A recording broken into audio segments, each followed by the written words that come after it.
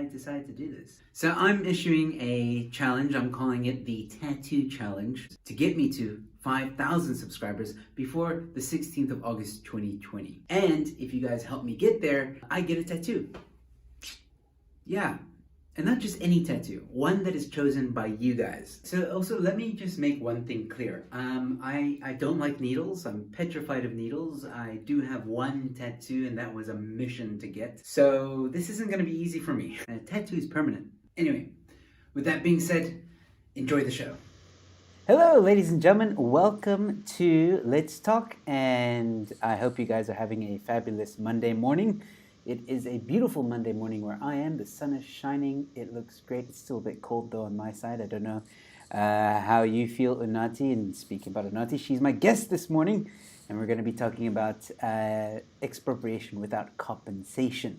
And we might go into another topic or two, but that's where we're going to start off today. Unathi, how are you doing?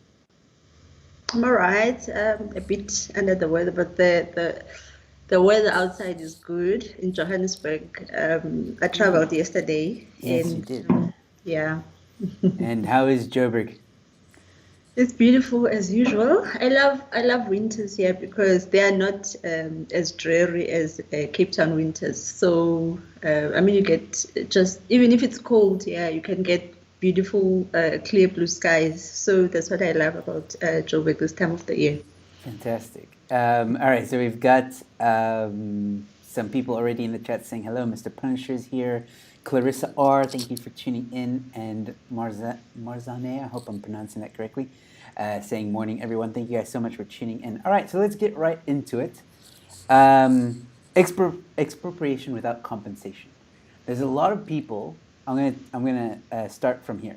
I think there's a lot of people from the circles I hang out with. There's a lot of people who think that it's never going to happen, or that there's, that some people are scared, or their fears are irrational. Like that when people say, "Oh, we're gonna if expropriation without compensation, if that happens, then we're headed into the same way that's Zimbabwe, right? It's going to be the same thing." And now there's people out there that say, "No, that's not going to happen." Do you have an opinion on that? Yes. I hear that it's back on the table in Parliament, and this is one to watch for all of us who have an interest in this country, and all of us who respect property rights and individual liberty. So no. I think it will happen. There's a lot of things that people never thought would happen in 1994. Under the ANC and under the idea that we were all after one thing. We were all about building a country, and we were all about a good life for everyone in South Africa. But politicians had other things in their minds. It will happen because, remember, 20 years ago in Zimbabwe, just over 20 years ago, 2008, the country was doing well economically. People had jobs. People were running businesses, successful businesses. The mining industry was good, and banking and all those things were functioning well. Now, 22 years later, politicians' lives have not changed in Zimbabwe. People's lives, there's 90% unemployment rate, and the informal sector is actually what's keeping people alive in Zimbabwe. So people can say that it's not going to happen. I think that's being dismissive, and that's being ignorant. And people, I read, I don't remember if it was, I think it was Anthea Jeffrey at Institute of Race Relations, where she said that we have to listen to what and believe what Ramaphosa is saying. Everything that he says that is against our liberties, everything that he says that is against the freedoms that we had won in this country. People, remember when farmers in the Western Cape were saying had a meeting with him, and after that they were so happy, and they were saying that, Ramaphosa says that he's going to take people's land. He's not going to do it. in a manner that's not peaceful. I mean, hello, where is peace if you come and take? And people think that it's only about land. It's not only about land. Right now, government is considering taking people's private pensions, government employees' pensions. That is private property, and government wants to take it. Think about a few years ago. Think about the people of Kolobeni, a rural area in the Eastern Cape, where Gwede Mantashe wanted to use his power in government to just do whatever he wants. This is a small community that thrived on because it's close to the beach. The Eastern Cape is very beautiful. It's close to the beach. Those people thrive on agriculture and tourism. And Gwede Mantashe wanted to create a mine there. And it was because of civil society and lawyers in NGOs who stepped up and fought for those people. Remember that someone even died because he just refused to let government do as he pleased. So people can be dismissive and think that when they see Ramaphosa grinning, because I don't even call it a smile, it's a grin. When they see that his teeth and they listen to his good English, they think he has good intentions in his heart. He doesn't. Someone who wants to take what you worked for all your life, someone who wants to take your pension, someone who wants to take the future of your children is not your friend. So you should not look at the way they smile, the way they speak, unless you don't have any interest in this country, unless you're those people who are ready to pack and go to Australia, then you have something to fight for in this country. So when politicians say such things, listen to them and don't dismiss what they say. Yes, I agree. I think also we've heard him a few times throughout the lockdown say things like we need an inclusive economy. Radical economic transformation has been mentioned before.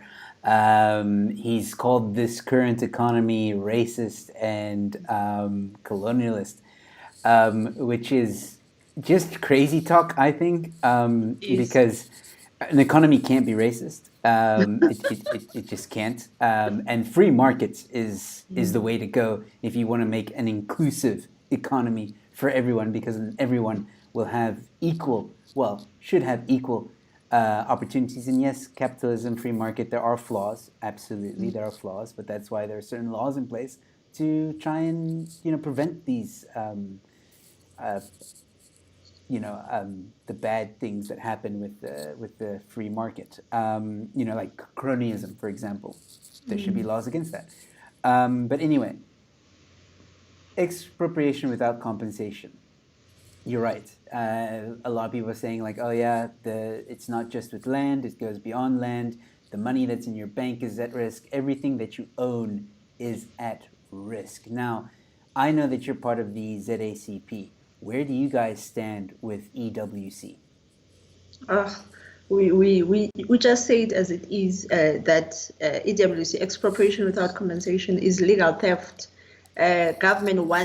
Government says, Cyril Ramaphosa says that there's hunger for land in South Africa. There's no hunger for land in this country. The only challenge is in the urban areas.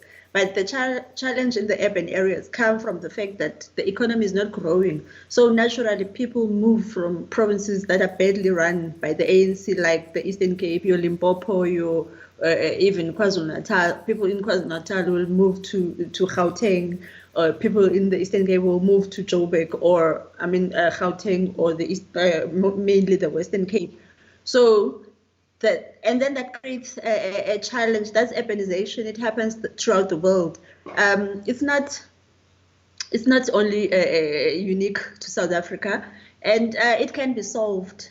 Government must start thinking the way. For one thing, I'm against building for people free houses. People are capable of doing that for themselves. Government must release the land that they are hogging. What are they then? Government owns properties in London. Government owns properties in South Africa. We have so many government buildings that are not even being used in this country. Why don't you repurpose and use those, renovate those buildings and rent them out to people? Because I'm also against the fact that people are always waiting for free things from government. When will people start taking responsibility for their lives? When will people start acting like adults? I mean, there's a report in the news over the weekend that in Kailicha they banned the Desmond Tutu TB Center. I mean, hello, in Kailicha there's a high rate of tuberculosis, and yet here are the people complaining about one thing, and so they think that they must ban Desmond Tutu Center. Who does that? It comes from the fact that government has created this environment. I mean, this culture of getting free things from them. Yes. And people forget that there's nothing free. When you ban a clinic, when you ban a center that is supposed to take care of your health, that money is going to be taken from something else that would have been used, whether it's education, whether it's health, whatever it is, whether it's building roads, fixing schools, removing pit toilets in the rural areas in the Eastern Cape.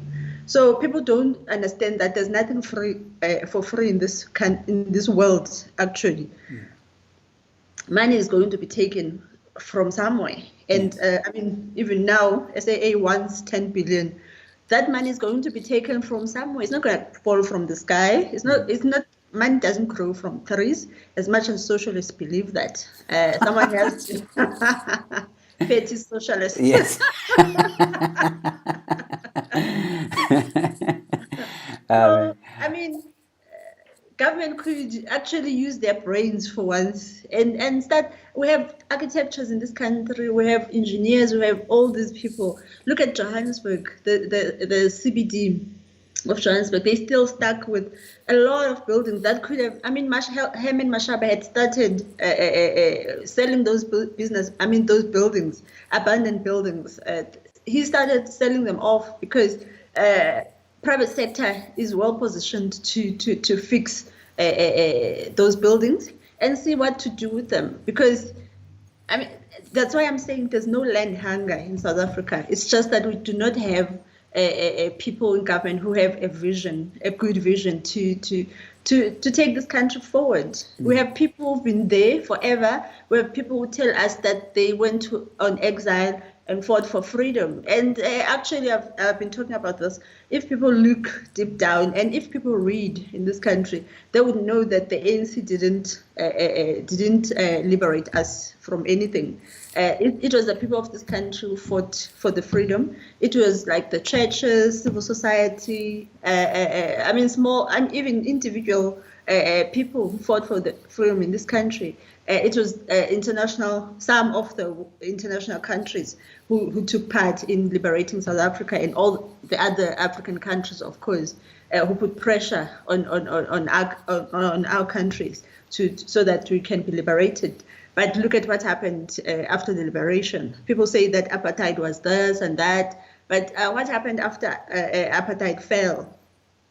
We found leaders who were supposed to have liberated us, but their actions tell a different stories. Their actions say that all they want is for themselves and their families to have. I mean, right now, yesterday there was a news report about Kusela Digo's husband. Oh my goodness, a traditional leader who has a government job in Gauteng.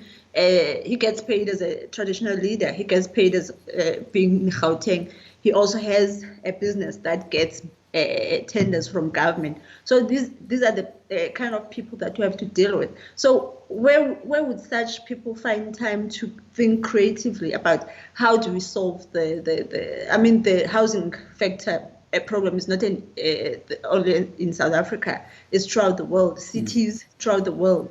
That's why now we talk about creating new cities. And there's a concept called charter cities, creating these charter cities when people talk about the Cape independence, I'm thinking of the charter cities that is actually they are the future, basically. Some countries have started it. Here in Johannesburg, I hear that there's a place called Stain City. It's more like an enclosed community. And where people started investing in property and they live there, and I think I heard that they don't really own the property, but they have like 99-year leases. But that's good as you own it, because no one else is going to do anything to it but you. So these are creative ways of fixing the challenges that we have. But I mean, look at Greta Mandashe. He holds a portfolio that's so important. Energy. We have energy needs right now. Eskom is always load shedding. We're always worried. If you run a business in this country, whether it's a hair salon or it's just a manufacturing plant, you're always worried, okay, when's the electricity going to leave me? And there's also always that uncertainty. No investors will come to South Africa in droves and invest here and create jobs. So all these things need people who know what they're doing. And the ANC, even including Cyril Ramaphosa, I know those people. So I don't know, South Africans, I always say that we're the ones who are going to liberate ourselves, because old people are one foot in the grave. We're the ones who are going to be left here with our children and children's children. And we'll be left with this debt that National Treasury keeps piling on us. Not long ago, after the SONA in February, they told us that the finance minister told us that the government has to cut the wage bill. But what are they doing now? I mean, since the lockdown started, they've given themselves all this money, free money, kind of. They're pouring it into the system. And again, it's not free money. Someone is going to pay for it. We're already paying a lot in interest every day in this country. Millions go to the interest of the debt that we already have.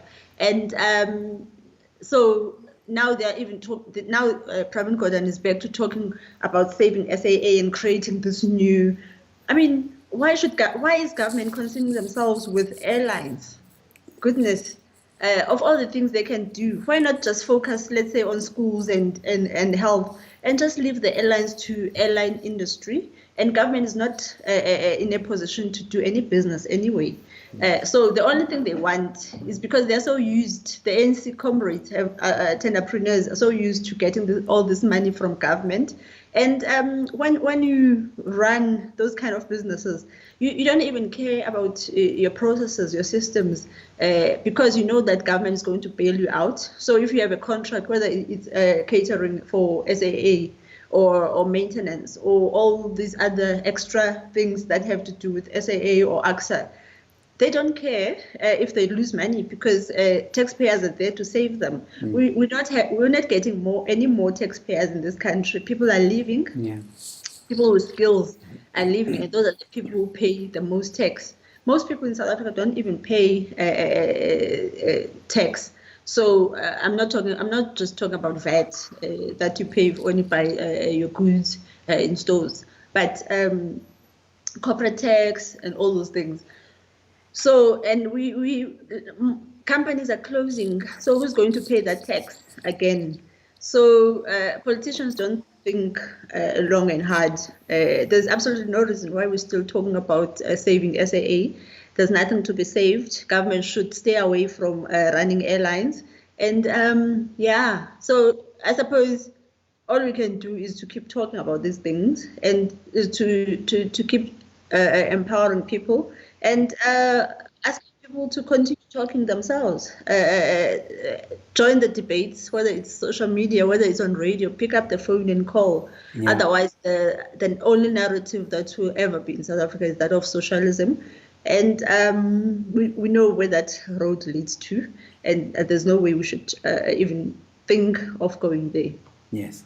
I wanted to ask you, okay, you said a lot there, which I'll ask some questions just now, and there's some people asking some questions which I'll get to just now, but there's something that I've personally been very, very curious about, because you've mentioned that you stay in Kailicha.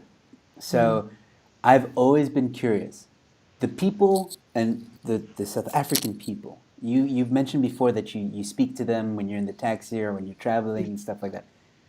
Have you ever spoken to the average South African, right, in your township or the city or wherever it is, and asked them about their opinions on EWC? Do you find And if you do you find that a lot of them are for it or against it? It's difficult to tell when you judge by the. Remember when government, firstly, Parliament asked people to write in and submit what they think of, and most people were against. About 70% or so were against EWC. But then what happened is government ignored those written submissions. And they went to these sort of imbizos, town hall meetings where people, and then what would happen, for instance, is that EFF or ANC would bus in their people to go and support EWC. And when you sit down and listen to those people, they don't know what expropriation without compensation is all about, because politicians like Malema have misled people into thinking that, oh, we're going to take land from white people and give it to black people. For starters, EFF manifesto doesn't say anything about that. EFF doesn't want anyone owning land. EFF wants this government that has failed on all levels, wants government to have control of the land, and people must be tenants. Look at KZN and the fact that the Zulu King is the sole beneficiary of the Ingonyama Trust. He earns millions every year, and taxpayers still pay him millions. Like they're saying now they're going to increase it to 70 million. For doing what? That man doesn't need any more money. Look at the starvation in his province. The children stunted growth, malnutrition. Children risk their lives and have to cross rivers, walking barefoot on rivers to go to school and back from school. So, but all this money is being given to this one person. So, as you can see now from that, if you give just this one, centralization doesn't work. If you give all this power to government, a government that has already failed us, what's going to happen? I mean, the ANC can decide, oh, Unathi is against me.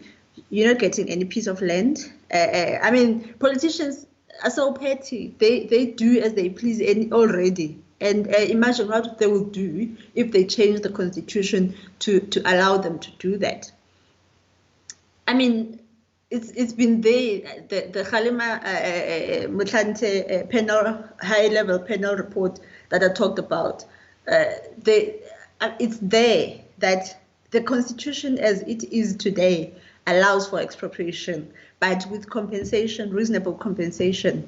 The reason why that hasn't worked is because of corruption again by ANC politicians, and also mismanagement, and also the fact that they deploy into these positions people who don't know anything about land, economics, agriculture, and all those things. Look at how the land bank has been mismanaged. Maybe soon they will change the name to something else, but we'll know it is still the land bank. You know how they always think changing names of streets and towns will fix things. So they'll do the same thing, and we'll know it as the land bank that they misappropriated and they stole funds from. And everyone is like waiting with a begging bowl for taxpayers to save them. Unfortunately, we've run out of money. We don't have any more money. And that's why we're talking about IMF today. But now politicians are reluctant to go to the IMF because money from IMF comes with conditions. These are the conditions. Even from China, China doesn't just give you money. Comes with conditions, as we have seen in countries like Tanzania. I mean, if China gives you money, they'll come for it. So people think China is in Africa because they are our friends. No, they look after their own interests. They haven't been successful just because they are China. They have worked and they have become the second most powerful nation on earth because of the businesses they do. In Africa, unfortunately, our leaders, all they want are just bribes and all those things. They don't. I mean, I listen to President Donald Trump from time to time when he talks about these tariff tariff wars that they have with China. And he's a man who puts his country first and will negotiate. And if it means playing hardball, he does that because it's his country. In Africa, all we do is like we're always in this begging position when it comes to China. And there's nothing worse. You can never negotiate if you're always begging as a person. That's why even if I'm broke, you'll never know that I'm broke because I don't want you to see me in that weak state. So our leaders are always coming from a weak point, and you can't negotiate like that. You'll always carry these begging bowls, whether it's to the West.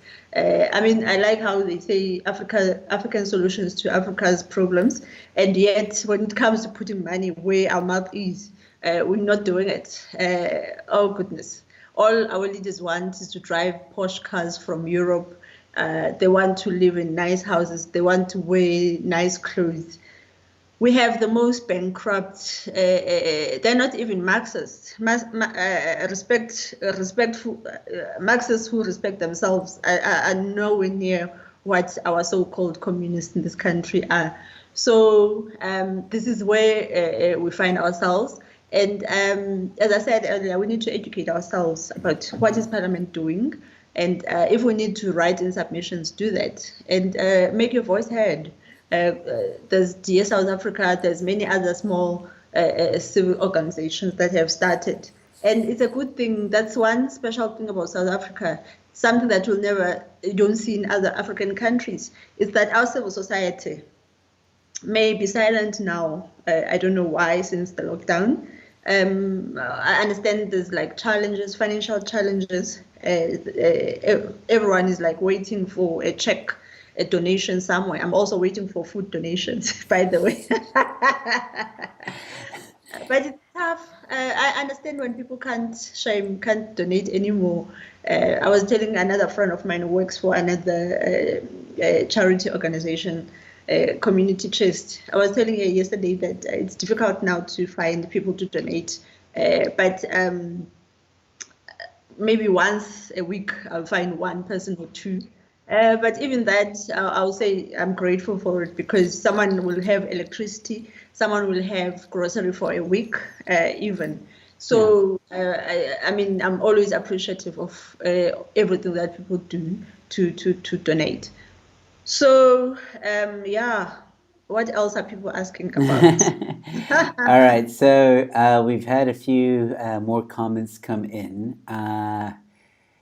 All right, so I think there's two questions that people want to know, and one question, but the one is more of a statement. This Morton Christie is giving a statement saying the Zulu king does not occupy the Ingonyama trust land. This people live on the land. I think he means his people live on the land. This is to ensure that even poor people can have access to land. It's tribal land. Do people know that even those poor people have to rent every month to the king? If you don't rent, you'll be kicked off the land. People don't read. I mean, I asked people to go read the Kgalema Motlanthe report. It's stipulated there that the king is a sole beneficiary. I mean, he just lost in court now because he was trying to defend his position in the Ingonyama Trust, and the court showed him the door because, goodness, poor people in KwaZulu-Natal don't have much say. You can, I mean, even if. I always say this. He continues here saying the occupants do not have title, sure, and perhaps if they did, they could use the land to secure loans, bonds, etc. But that's a separate issue. They do have. It's not separate. They do have PTO's permission. I don't know what PTO stands for, to occupy. No, not. I think it was last year or end of 2018. There's a woman who was actually running for her life because she was fighting for the land of her ancestors in KwaZulu-Natal.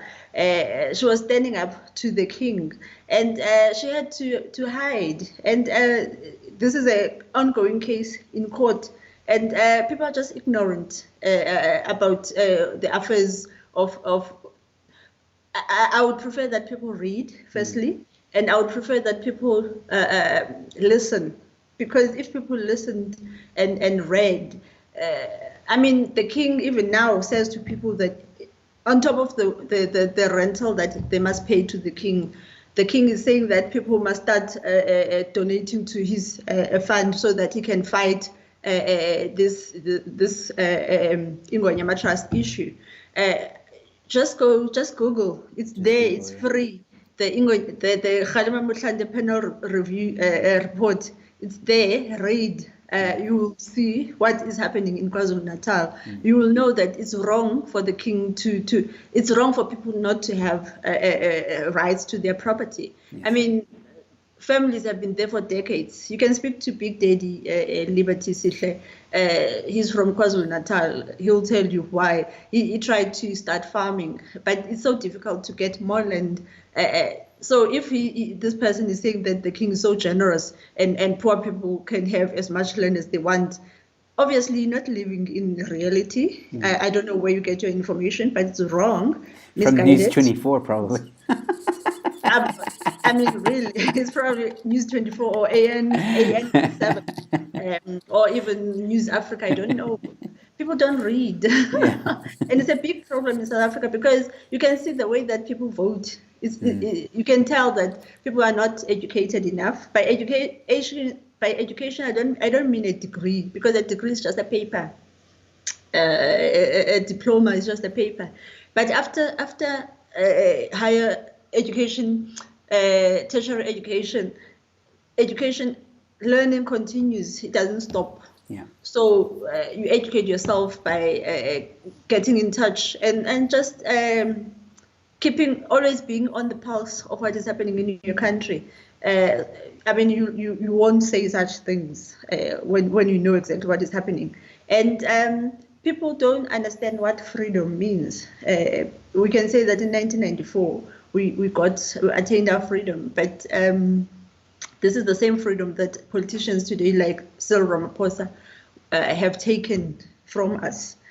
You are not free now to go and find a job if you want to work in the liquor industry or tobacco industries. Cyril Ramaphosa has taken that constitutional right from you. If you want to trade in cigarettes in South Africa, you don't have that right. Cyril Ramaphosa has taken it. Nkosazana Dlamini Zuma. And to make it worse, Dr. Mkhize says that he's not going to tell us and he's not going to release this evidence to us as a country. I mean, that's the level of manipulation that we see ourselves. Dictatorship, yes, yeah. Autocracy. Yeah.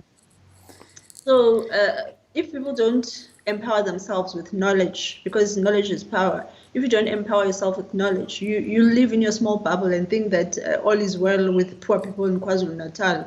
And unfortunately, I mean, do people even know the organization called Abahlali Basemjondolo? Do you know the struggles that they have to go under? These are the people who get harassed every day by police. These are people who try to find, because I already talked about the fact that in cities there's land demand. So these are people who put shacks, but the only problem I have with them is that they put some of these shacks in dangerous situations where when if there's a fire, whole lot of people will be affected. Or if there's some of them will put shacks along the riverside, river banks, and those are dangerous situations.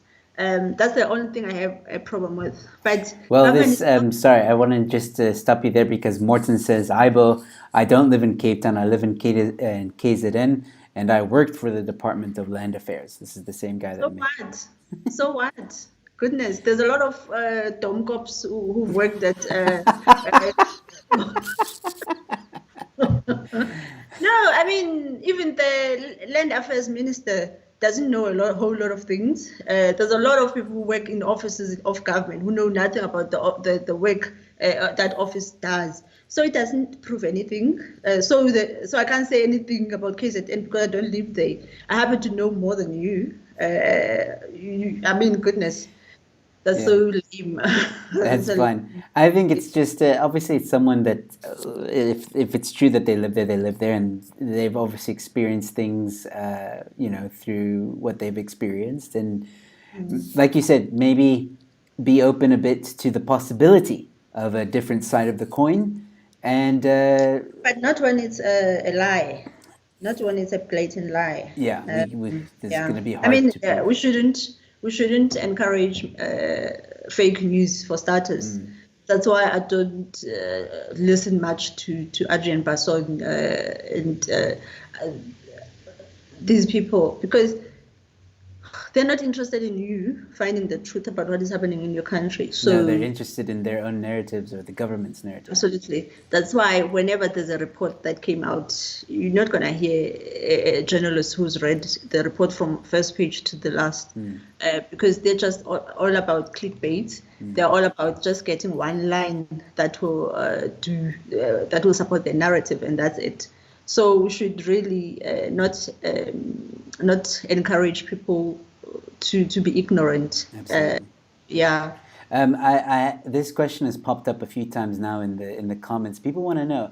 Okay, so there's one person here that's asking for your opinion on Mashaba, but there's another person here that says, "Why do you dislike Herman Mashaba so much?" So maybe you want to clarify or give your opinion on that.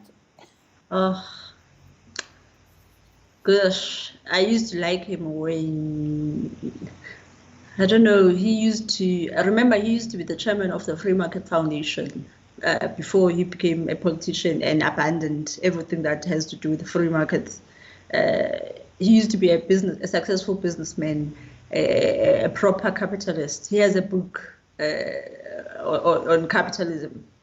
So obviously those qualities I admire. But when he became a politician, he was a terrible one. And when he was given an opportunity to be the mayor of Johannesburg by the Democratic Alliance, again, it goes back to the fact that people don't read. Recently, there's a book that came out from a person who was Herman Mashaba's spokesperson, I think, when he was mayor of Johannesburg. So he wrote a memoir of Herman Mashaba, Accidental Mayor, or something like that. And the Democratic Alliance gave him an opportunity to be mayor. And I would like to think that, and he decided to drop people, and he promised people of Johannesburg that he would fight corruption, he would fix the mess that the ANC had started. At first, he was doing those things. I mean, he was getting good reviews. We saw him trying to fix the mess that is in the CBD, selling those buildings, abandoned buildings. Some of them are hijacked by thugs, really, who demand rental, but they're not fixing the properties. So he was doing all those great things, and investment was actually coming to Johannesburg. But then the EFF happened, and all of a sudden he became this friend of the EFF, and he abandoned his constituents and the people that he's supposed to work with in council, who are his members' party, his members, the members of his party. These are the people that he abandoned and became closer to the EFF with its socialist agendas.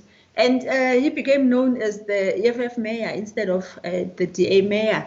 So if people read Helen Zille's response to this book by Herman Mashaba, because obviously Mashaba was saying there that the reason why he left, I mean, him and Musi Maimane did that rubbish press conference before they left, and there was sort of, I mean, for me, those kind of, I would never want such a person to be my leader. Leaders you don't become a leader for good times only. You remember, I would like to think that you have to remember why you accepted the post of being a mayor. And if you said that the ANC was so bad in running Johannesburg, why would you give the Johannesburg back to the ANC when you know exactly? I mean, I see him on Twitter now trying to say things about Jeff Makubo, who's the current mayor of Johannesburg, and he had an opportunity to not allow the ANC to do those things. And he just decided that, I mean, for me, that's an egotistical person, a person who doesn't think of the voters. Because if it wasn't for the voters, the DA would never have had that opportunity to work with other smaller parties to get the position of mayor. It was because of the voters that they had enough, even if it was not an overall win, but at least they had enough power to manage with smaller parties. So for me, Herman Mashaba was disappointed in that, disappointed me and many other voters, because you cannot take people's votes and decide to do whatever you want with them. You need to respect people, and you need to honor what you said to people. If you said to people that I'm going to fix Johannesburg, then do that. If you have a 5-year term and something happens along the way, because that's life. Life is not all about good times. Herman Mashaba has to have a strong bone, and Herman Mashaba needed to just put his ego aside. He says that he left the DA because Helen Zille was re-elected. Nonsense. Helen Zille was not elected back. She's in the offices in the DA, not in the running of the day-to-day running of the DA. So, and remember that a year before that, he was like singing Helen Zille's praises, and now he had changed his mind. What kind of a leader is that? I don't associate, in my life, I don't associate with people like that. I associate with people who stand for what they believe in, people who honor the promises that they made, because your word is it should be your honor. And if I say something to you now in this interview, then you should, if you ask me again in 2021, I should be standing for the same principles of property rights, of individual liberty. And so Herman Mashaba decided that his ego was more important than the people of Johannesburg. And unfortunately, he was misled by the EFF. He was misled even by Musi Maimane, who failed the DA. And so to blame Helen Zille now for everything that happened with the DA, instead of actually putting the blame back to Musi Maimane, who was the leader of the DA, was just childish, and Johannesburg suffered for it. And I'm hoping that something better will happen in next year's election, but I don't know. If Herman Mashaba does well in Johannesburg, it will just be a sort of a regional party like the IFP. I don't see it becoming bigger than the DA or bigger than the EFF, unless he again joins forces with the EFF. Olivia LG says that that's not why he left. He left because they didn't want to spend money on poor communities. Not sure exactly what she's... It's not true. Yeah. It's not true. Remember when Herman Mashaba said he wanted to take all the money from richer areas to poorer areas. Who pays for rates and services? And why shouldn't someone in Randburg or Sandton, why shouldn't they get their money's worth? You don't pay rates and services as a favor to government. No, it's taxes, and you need services for your area. So for someone to say, that's why I'm saying that the EFF influence became stronger than free markets, became stronger than his word, because he had said things that I'm going to do this, I'm going to fix that. So to go back and on his word, and people in South Africa, unfortunately, will vote for you because they like you. They don't listen to what you're saying. They don't judge you by your actions and your character. People will judge you, firstly, will judge you by the color of your skin, and people will judge you because, oh, I like him. I like Malema. It doesn't matter that he wants to kill at some point. He says he wants to slit the throat of white people at some point in his life. And I don't know, people like to be entertained. And I would like to prefer that a leader is someone that I can look up to and I hold to account. People can't hold. The media today bows before Cyril Ramaphosa because they like him. He's not Zuma, so they are nemesis. So they like Cyril Ramaphosa. We shouldn't. Cyril Ramaphosa lied to Parliament about the 500,000 that his son received. So why shouldn't you put Cyril Ramaphosa in the same? Why shouldn't you judge him the same way you judge Zuma? That's where I don't agree with people, and that's where unfortunately people will continue voting the same way that they have been voting for the ANC. That steals from them every single day. Yeah, I'm getting a lot of interesting comments here about this Mashaba guy. I'll be honest, I don't know a lot about him, so I need to do my own research about him. Okay, so the Brew also has a question. I've seen your question, but I'm trying to keep on topic. So Olivia seems to really disagree with you about this whole Mashaba thing. And so does, I think, I could be misinterpreting this, Pinar van Wyk, who says, Mashaba is trying to upskill people and create an environment of mutual benefit. I will vote for him before rubber spine spaghetti legs DA. What's your opinion on that? Again, using personalities to make such an important decision. What she's saying is based on what? It's based on his tweets. Because where has he upskilled people? Yeah, so you're judging him based on his tweets. You refuse to judge him based on his track record as the mayor of Johannesburg, because before that he was not a politician, he was a businessman. But you have to judge him based on the part that he played as the mayor of Johannesburg. So look, I don't give a damn whether you like Herman or not. But you're not going to lie and say that. You have to tell me, if you're going to debate with me, you have to tell me, no, Unathi did this and that. Show me the evidence. I'm willing to change my mind. And for now, you're just telling me that, oh, I love Herman Mashaba. People loved Cyril Ramaphosa and voted for him. Where are we as a country today? We're still in junk status. We're going further and further deep in a crisis economically. And people are starving. I'm busy trying to raise funds because people are starving. People loved Ramaphosa. They loved his English. Oh, he speaks better than Jacob Zuma, so we'll vote for him. When will people start thinking? When will people start actually taking voting seriously? Yeah, well, Olivia says that she supports Mashaba, and she says she's researched the party and that you should research as well. No, I know everything I need to know. Thank you very much. Yeah, look, I don't mean like I welcome opposite opinions because it's good to have these kinds of conversations. But I feel that maybe people shouldn't really be ignorant about things and state them as fact. I'm talking about Herman's track record. I started off on a good note because there was a good note when he started. And when he started becoming more associated with the EFF, things changed. So if you want to vote for a socialist, for a leader, it's your right. The constitution gives you a right to do so. But don't come here and think that I'm not going to challenge what you're saying. You're talking about things. You're not giving me okay, I'm saying this because of that. No, you're not doing that.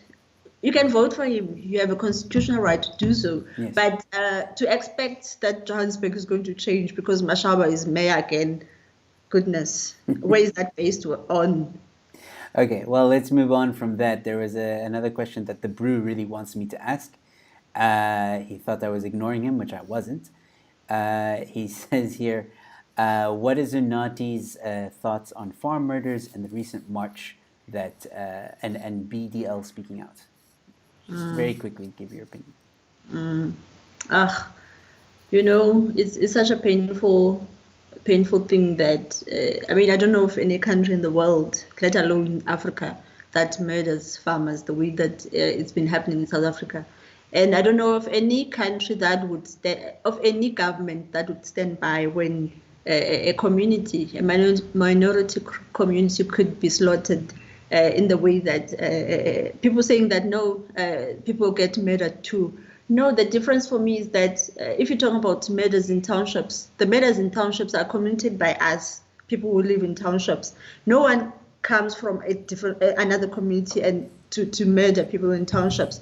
We either kill our relatives, or we kill our friends, or we kill people we meet on the streets when we rob them in townships. In the farms, it's totally different. You get people come from somewhere else to with the only intention to murder, to rob, to murder. And the way that it's been happening, it's so frequent and it's so brutal. And goodness, sometimes people post pictures online, and I just quickly scroll over those pictures because I don't like retweeting them because it's painful. People have dignity, and to show a dead person's body, I would like to think that it's just, sorry about that. No, it's a hard topic for all of us. We saw how emotional BDL got during his speech during the march. It's been a touchy subject for me as well because my wife is half Afrikaans, and yeah, she's also been affected by it. These farm murders need to be addressed, and I'm not saying that farm murder or farm attacks are more important than any other crime, but there is a genuine, unique problem when it comes to farm murders in South Africa. And it is appalling the way that the president and the government seems to just ignore it. And when he was put on the spot this past week on his little, I like to call it a marketing stunt, where he tried to take in callers and answer questions, someone asked him about farm murders. And he hesitated for quite a while and then made it sound like, yeah, all crime is bad. All crime is a problem. All murders are a problem. If I don't mention it, it doesn't mean that I don't acknowledge it. I want to see action. There's absolutely no action. There's no intelligence services investigating. There's no NPA. No one cares, really. If for the longest time, even mainstream media didn't care. They didn't report on farm murders. It was like, if it wasn't for people who continuously report that there has been an attack on this farm on social media, if it wasn't for that, we wouldn't know anything. When people say that when white people say that we didn't know that this was happening in black communities because of the apartheid government, it's when media decides that we're not going to tell that story of farmers being murdered in South Africa is not important enough for people to know. So it's easy for black people to say, oh, we didn't know this was happening. So for us who are in social media, at least we see that, oh, there was a farm, they managed to defend themselves. No, these ones were not lucky enough to defend them. If it wasn't for those people, we didn't know. The media is only now reluctantly, even the DA, they've started taking this issue seriously. Let's not forget that we're going to elections. So everyone... not everyone, the DA now, I don't know why, but I'm saying that because I'm thinking that we're going to elections, so who doesn't want to seem relevant in an upcoming election? Politics. This is something that everyone should be talking about. This is something that even Cyril Ramaphosa should be ashamed of denying. And if he equates what is happening in the farms as just another random crime, he's wrong. The same way that for me, someone who says that, oh, it's just another crime, you can say that about a child, a 2-year-old who's being raped by a grown man. You can just say, oh, it's just another crime. How do you say that? When you're supposed, as a government, you're supposed to protect people, and you are choosing to not protect farmers. Farmers have to resort to actually organizing themselves and protecting themselves, because if you don't do that, then you are left to be on them like thieves. I mean, not thieves. These murderers. You are left on your own to deal with them. So you cannot say that it's just another crime. It's not. It's very well calculated, And the people who go there to murder know what they are there to do, and they don't play around. Absolutely. I think, look, again, I do think that we all know this. Crime in South Africa is really bad. It's really bad. But, again, some of the crime, you got to ask yourself some questions. You know, like, let's take one of the recent cases with the Dhaka Jules, who was advocating for the legalization of marijuana. He was. This is what people don't understand. He was attacked, they left, and then they came back and they killed him, and then they stole the stuff. Almost as if they were like, "Oh, we need to finish the job and we need to make it look like a robbery." Like, and that's sometimes the case. And the way that these people are tortured, if you saw the AfriForum's recent mini documentary, very, very, very, very, very, very, very difficult to watch, but it's something that people need to watch. I cried. I'm not shy to admit that. It moved me, and it made me angry. And it's a case that happened a while ago, but the brutality. I mean, they killed kids who are innocent. They did nothing wrong. You know, and this is happening, and people don't want to acknowledge it. People just want to like, no, it's not true. It's just a robbery gone bad. It's just a robbery gone bad. And let's not forget all those people who celebrate every time they read a farmer was murdered, children were tortured. Because I'll take you back to Martin Luther's I Have a Dream speech, when he says that he dreams that we'll all be judged by our character, not by the color of our skins. So we have not reached that point in South Africa or the US even. We don't judge people by the color, by the content of their character. We judge people. So if something bad happens people accuse me all the time of loving white people and hating black people, which is nonsensical, of course. They can't imagine that I can treat a white person with respect and dignity, because I see a human being before I see the color of their skin. To them, it's like I have to be angry with white people, and why should I? What has a white person ever done to me? It doesn't make sense to me that I must carry around this hatred for white people. I don't hate people. I just disagree with whoever I want to disagree with.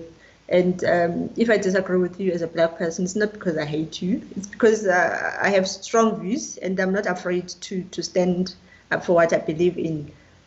So if people, you're praising white people now, you hate, just this Black Lives Matter nonsense that is happening with cricket and rugby, sports people and former sports people. I mean, the disgraced former players of cricket and rugby, Lonabo Totsobe and Chile Boy Ralipele, they are now coming back as if they are victims. Because we're black, this happened to us. No, when will we start judging black people by what they do? Because if now these people are saying that, it's because Makayantini is coming back and saying that he felt lonely and all that. Sure, everyone feels lonely. If you are new in a group, it's natural to feel lonely. And if it's people of a different race, it's even worse. And you grew up in a rural area where, when I came to Cape Town in 1996 to do my tertiary, I don't remember ever seeing a white person even interacting with a white person before that, because I grew up in the Eastern Cape. I was not born there, but I grew up there. And so it would have been natural when I come to tertiary and I have white lecturers or Indian lecturers, because I'd never seen these people. It's better for Indian lecturers, because in high school we had one, and it was normal to have them in high school, or lecturers or teachers from Ghana or Uganda or Nigeria for that matter. So it's just natural to feel alienated. It's not racism. People must start educating themselves and know what racism is. It's not racism. You just feel lonely because you are new in a group. You just have to find friends. Some of us I'm not good at making new friends, but I'll talk to anyone. But I mean, to just get close to people is not an easy thing for me to do. I'm not gonna call it racism if I don't feel like, oh, I know you. You can't. I mean, it takes time to know people. It takes time to feel comfortable around people. So to call that racism, it's just. I mean, goodness. Makayantini was welcomed in cricket in this country by all races. People talk good things about him. He had his faults like everyone else, but no one dwells on that. But today he comes back and paints white people as these racists who hated him. Goodness, if there was like a god who could strike liars with lightning, then I would say do that, because people like to lie, and people are using social media to further these agendas. Obviously, the media is always there to get their racism quota stories. And unfortunately, it's not building our country. It's creating more divisions. And that's why I say to people, don't always be on social media, because you'll think that's a reality. It's not real life, what happens on Twitter.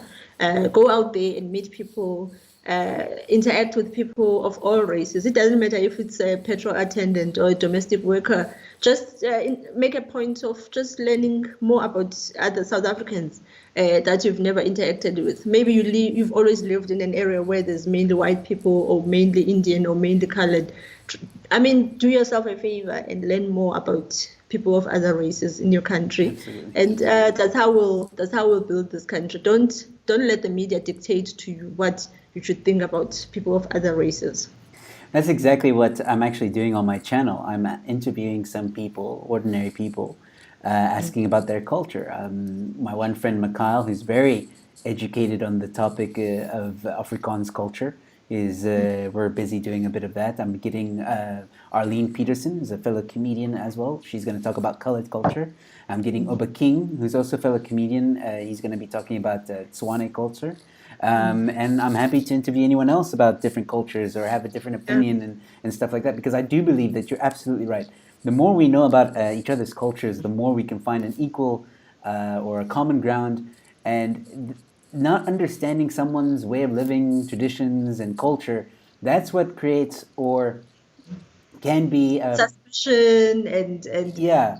The prejudice. Yes. The only way to fight prejudice is to learn more about the other person. Exactly. You can't know things. I mean, for some people, maybe the only time they interact with white or black people will be when they are at work. And at work, you're just there for work. You don't socialize outside. But even at work, you can find ways to know your workers or know your colleagues. Until that happens, we'll continue being told by the media, oh, white people hate you, you have to take the knee. Oh my goodness, the insult to me as a black person when Graham Smith takes the knee, and gosh, if you are Graham Smith and you saying that you care about lives of black people, then do something about it. Kneeling, taking one knee and raising your fist is not going to fix the education, for instance, in this country. It's not going to remove pit toilets. Tell us something that you are doing, like Pat Simcox is doing. He's working with young boys and coaching them in cricket. What are you doing? Because to just say hashtags on Twitter, and it's not going to fix the mess that we are in. We are all in this together. And if you are not on your way to Europe or to Australia or to America, just play your part as a South African. And it doesn't matter who you are helping today, just as long as you are helping out. We're creating the only way we'll create a better society is not through politicians. It is through the work that we do on individual basis as South Africans. Yes. Well, on that note, I think we'll cut it there. We've just gone over an hour, and I'm sure you have a busy day in Joburg. And I want people to hopefully watch this. I think this was a very interesting conversation. We touched on EWC, farm murders, and some politics as well. And I'm just gonna just mention a few things here. People are talking about the death penalty and wondering if it should come back. Um, well, maybe we can talk about that in another episode. Yeah, Yeah, yeah, that would be an interesting topic to explore. yeah. So yeah, thank you once again, Unathi, for joining me on my show. It's always a pleasure talking to you, and you've inspired me to do a bit of research on Mashaba. Is that how I pronounce his name? And Ingonyama Trust. Yes, I'm gonna do a bit of research on those topics so that I can also have my opinion. And yeah, I wish you the luck. What are you doing in Joburg? Very quickly. Oh, I'm here for an AGM at Free Market Foundation, but that's on I think 27 or 29 of July. But I decided to come early because I love to be here. I love the winter in Johannesburg. As someone who lives with depression, I like the sun. I like birds chirping. Joburg is amazing. There's like trees everywhere in Johannesburg. I mean, there's trees everywhere. I love trees. I love the birds. That's something that I don't get in Cape Town. So being here for me is always sort of, I always get upliftment, and I just, whenever I need a reboot, I come to Joburg. All right. Well, enjoy your time there, Unathi. When do you come back to Cape Town? On the 1st of August. On the 1st of August. All right. Well, we'll be here waiting for you. Until then, enjoy. And like I said, we'll arrange another date for a discussion about the death penalty and other topics as well. Thank you all so much who tuned in. And we can do elections as well. Yes, let's do that. ZACP. I'm sure you guys, well, hopefully you guys will be gearing up soon to start campaigning. But yeah, we'll talk about that in another episode. So yeah, once again, ladies and gentlemen, thank you guys so much for tuning in tonight. I am having a discussion. You just mentioned, actually, Unathi, a topic that, or it's part of a topic that I'm going to be discussing tonight with three other comedians. We're going to be talking about mental illness, and one of those topics will be obviously, or one of the things that will fall under that is depression. And we're going to be talking about mental illness in the current lockdown, and hopefully give some advice to people on how to cope with mental illness. So please tune into that tonight at 8:30 p.m. And other than that, thank you again, Unathi. Thank you everybody for watching. If you're new to my channel, please like and subscribe, and I'll catch you at the next one. Cheers. Bye.